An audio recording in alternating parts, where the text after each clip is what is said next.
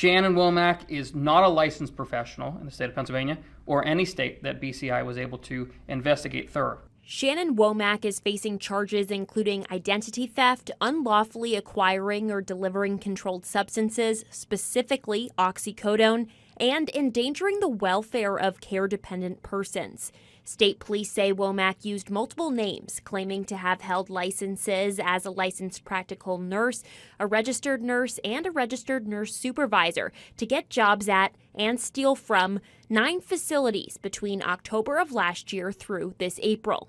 Womack obtained employment through staffing agencies and even through that point was able to create her own host agency.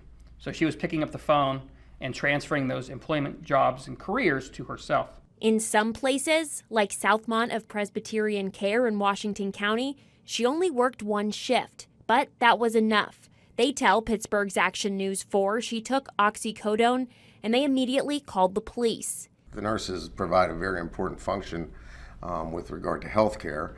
And these individuals were not only getting that level of health care, they also weren't getting the vital medication that was prescribed to them by their doctor because this individual was taking it. So it's twofold. So she was perpetrating not only a fraud, but not providing the care that was needed for these individuals in these medical facilities. How could this have happened? State police are still investigating, but they say it started as early as 2020. During that COVID time, they got hit hard and they needed help.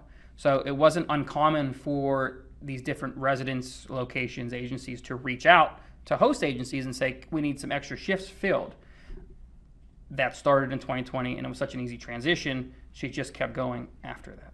State police started the investigation after they pulled over Womack's car with Georgia plates and say she was tied to several warrants attached to the vehicle. They say she gave them false IDs and they found paraphernalia from these facilities in her vehicle. Shannon Womack is not a licensed professional in the state of Pennsylvania or any state that BCI was able to investigate. A lot to unpack in this investigation, and that's because state police say that Shannon Womack was using fake names to work at healthcare facilities across the country, including right here in Allegheny County for roughly 5 years. A lot of medical records were in the car and a bunch of prescription medications that were attached to residents in healthcare homes or nursing home facilities.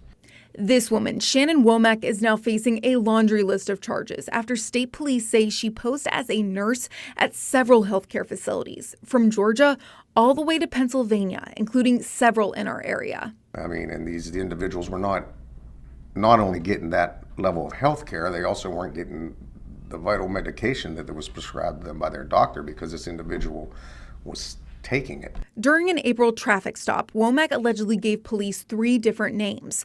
One of those names revealed multiple active warrants in several states. According to the criminal complaint, Womack had at least 20 different aliases. So how did she get hired by these facilities?